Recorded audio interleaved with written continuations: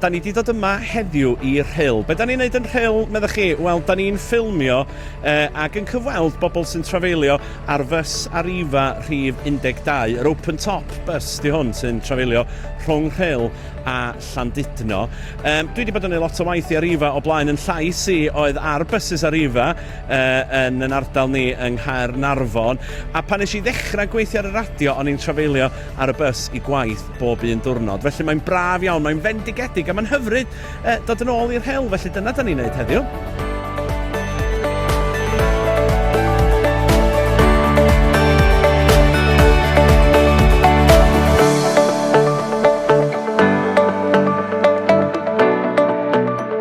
Dyma ni ar y bus, ar y set gefn wrth gwrs, lle mae'r hogia drwg i gyd yn hongian allan. Hi Fizz, pam? Wel, da ni'n defnyddio y bus yma fel yn stiwdio ni pnawn 'ma. Da ni yma yn depo Arriva Cymru yn Rhyl, a dwi'n recordio podcast i Go North Wales. A newch chi sylwi ar gefn y buses, hwn di'r logo Go North Wales, a fi di llais newydd podcast Go North Wales, felly dwi'n hapus iawn i fod yn gwneud hynny, a da ni wedi cael dod am drip i'r Rhyl heddiw, cyfweld y llwyth o bobl gwahanol, a da ni wedi cael pnawn reit braf yma yn yr haul.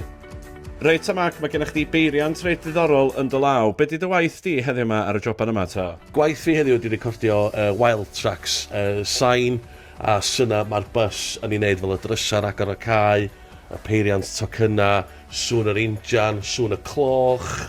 Ia, just general bus sounds.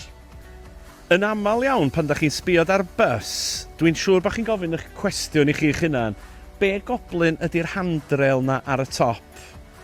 Yndych? A fi na hefyd, tan heddiw, a dwi'n gwybod yr atab erbyn hyn. Wel, i bobl sy'n llnau'r ffenestri, ga gafal ymlaen yn dyn, ynde? Gofn nhw ddisgyn.